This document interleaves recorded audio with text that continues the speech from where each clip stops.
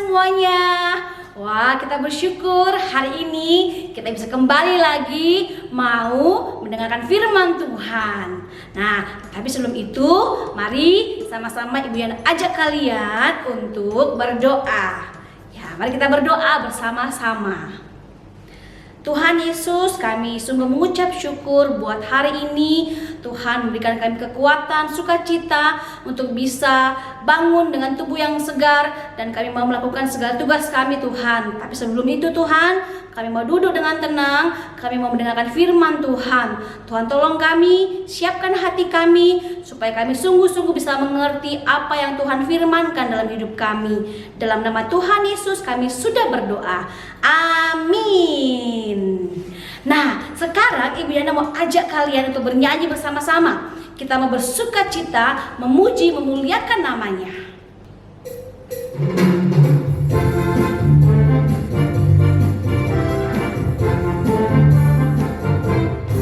Sejak ku kenal Yesus, hidupku berubah. Sejak ku kenal Yesus, sukacitaku penuh. Karena dosaku dihapuskannya, hidupku dibenarkan olehnya. Sejak ku kenal Yesus, hidupku berubah. Sejak ku kenal Yesus, sukacitaku penuh. Karena dosaku dihapuskannya, hidupku dibenarkan olehnya. Syalalala, syalalala.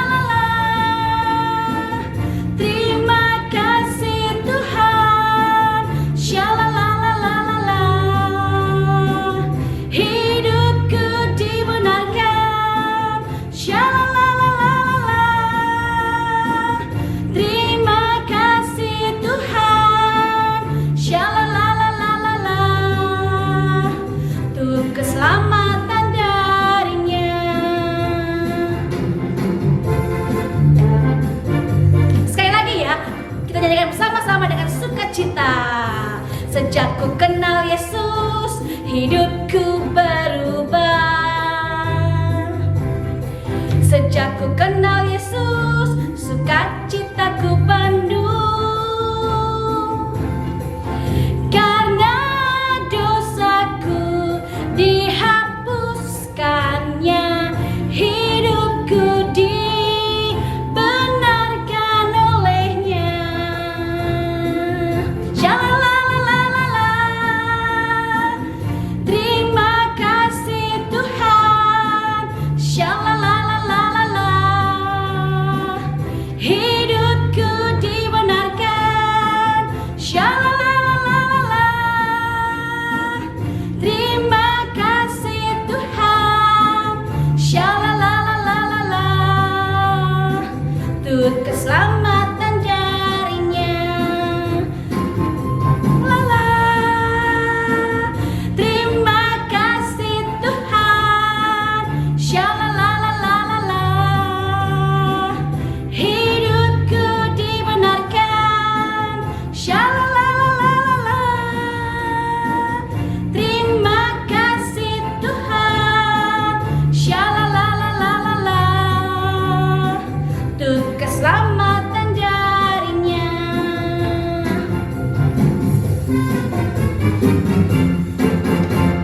Oke. Nah, anak-anak, Ibu Yana mau bertanya dulu kepada kalian semuanya. Apa bedanya kehidupan manusia sebelum dan sesudah mereka jatuh ke dalam dosa? Ayo, ada yang tahu nggak? Apa bedanya kehidupan manusia sebelum dan setelah jatuh ke dalam dosa? Anda ingat ya bahwa manusia diciptakan segambar dan serupa dengan Allah. Sebelum manusia jatuh ke dalam dosa, kehidupan mereka penuh dengan kedamaian dan hidup mereka sangat teratur. Tapi setelah manusia jatuh ke dalam dosa, keadaan menjadi sangat kacau karena manusia sudah tidak taat lagi kepada perintah Allah. Mereka melakukan apa yang mereka inginkan. Mereka tidak lagi melakukan apa yang Allah kehendaki. Manusia sudah tidak bisa membedakan mana kehendak Allah dan mana kehendak dirinya sendiri. Dunia penuh dengan kekerasan. Nah, apakah Allah membiarkan dunia ini kacau? Tentu tidak ya anak-anak ya. Allah menyatakan dirinya menjadi manusia yang kita kenal dengan Yesus Kristus. Dia datang untuk apa anak-anak? Ya, betul sekali. Dia datang untuk menebus dunia yang berdosa ini, menyelamatkan manusia dan mengajarkan tentang kebenaran, sehingga manusia mengetahui apa yang benar menurut kehendak Allah. Nah, orang-orang yang percaya kepada Allah adalah orang-orang yang diselamatkan. Mereka dipanggil oleh Allah untuk menjadi saksi, menyatakan kebenaran, dan menunjukkan sikap hidup sebagai anak-anak Allah. Nah, bagaimana hidup kita menjadi anak-anak Allah?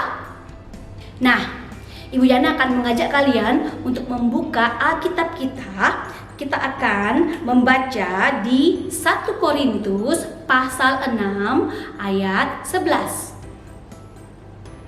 Mari kita buka Alkitab kita. 1 Korintus pasal 6 ayat 11.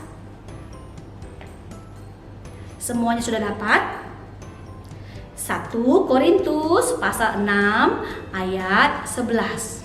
Mari kita baca bersama-sama dengan suara yang keras ya. 1, 2, 3. Dan beberapa orang di antara kamu demikianlah dahulu. Tetapi kamu telah memberi dirimu disucikan, kamu telah dikuduskan, kamu telah dibenarkan dalam nama Tuhan Yesus Kristus dan dalam roh Allah kita. Nah, anak-anak, hidup kudus di hadapan Allah berarti hidup kita berbeda dengan orang-orang yang tidak mengenal Allah. Kalau orang-orang yang tidak mengenal Allah itu hidup penuh dengan kemarahan, kekerasan, kebohongan, kebencian, menyembah berhala, dan masih banyak yang lainnya. Tapi kalau orang-orang yang mengenal Allah, pastinya hidupnya akan penuh dengan sukacita, kedamaian, saling mengasihi satu dengan yang lainnya. Nah, dalam ayat yang kita baca ini, Rasul Paulus ingin mengingatkan panggilan Allah kepada jemaat di Korintus. Nah, Paulus mau menegur mereka, mengingatkan mereka, ya, bagaimana mungkin mereka masih melakukan dosa padahal mereka telah dikuduskan oleh Allah. Ya, dan Paulus mengingatkan bahwa mereka butuh firman Allah dan butuh juga doa. Ya, supaya apa? Supaya hidup mereka dikuduskan terus-menerus dalam hidup mereka. Nah, kudus juga berarti itu mengubah hidup kita sedikit demi sedikit sampai benar-benar menjadi kudus, ya. Nah, Allah mengubah hati kita ini yang berdosa dan bertumbuh semakin serupa dengan Allah, serupa dengan Yesus Kristus, memiliki karakter Kristus yang penuh dengan kasih, sabar, adil, lemah lembut, taat, rendah hati, dan masih banyak lainnya. Lalu apa yang harus dirubah Ibu Yana? Semuanya anak-anak. Pikiran-pikiran kita, keinginan-keinginan kita, perkataan kita, perbuatan kita, semuanya harus dirubah anak-anak. Nah, ingat bahwa kita semua sudah menjadi milik Allah, sehingga kita memiliki karakter Kristus, memiliki keinginan untuk terus menyenangkan hati Tuhan. Keinginan kita untuk melakukan dosa lama-kelamaan akan semakin lemah, dan keinginan kita untuk menjadi serupa dengan Kristus akan semakin kuat. Nah, Ibu Yana dan anak-anak telah dikuduskan oleh Allah melalui Yesus Kristus. Nah, kita tidak boleh lagi ya, kita tidak boleh hidup seperti orang-orang yang tidak mengenal Allah. Ya, kita harus terus berjuang untuk menaati firman Allah. Supaya apa? Supaya hati kita, pikiran kita, perkataan kita, dan perbuatan kita itu boleh dikuduskan dan kita sungguh-sungguh dipakai untuk kemuliaan Allah. Nah, Bu Yana, bisa nggak sih hidup saya bisa serupa dengan Kristus? Bisa nggak sih Bu Yana? Memang kelihatannya kita tidak akan pernah menyerupai Kristus. Aduh, Ibu Yana, sangat susah Ibu Yana untuk bilang tidak dengan kebiasaan-kebiasaan kita yang jahat. Aduh, susah sekali Ibu Yana menolak untuk berbohong, mencuri, mengejek teman, memukul teman, membantah orang tua. Nah, anak-anak, ingat anak-anak, kita membutuhkan kekuatan yang sangat besar untuk melawan dosa. Nah, dari mana kita bisa mendapatkan kekuatan yang besar itu untuk melawan dosa? Dari mana anak-anak? Ada yang tahu nggak? Dari mana kekuatan yang bisa membantu kita melawan dosa? Ada yang tahu? Nah, mau tahu nggak? Nah, penasaran kan ya? Karena waktu kita sudah habis, kita akan lanjutkan lagi cerita kita ini besok hari. Jadi anak-anak harus tetap siap ya.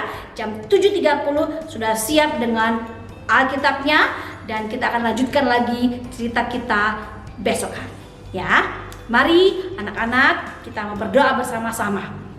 Tuhan Yesus, kami mengucap syukur karena Engkau Allah yang luar biasa, yang tidak pernah meninggalkan kami. Terima kasih Tuhan, Engkau menyelamatkan kami, menguduskan hidup kami Tuhan.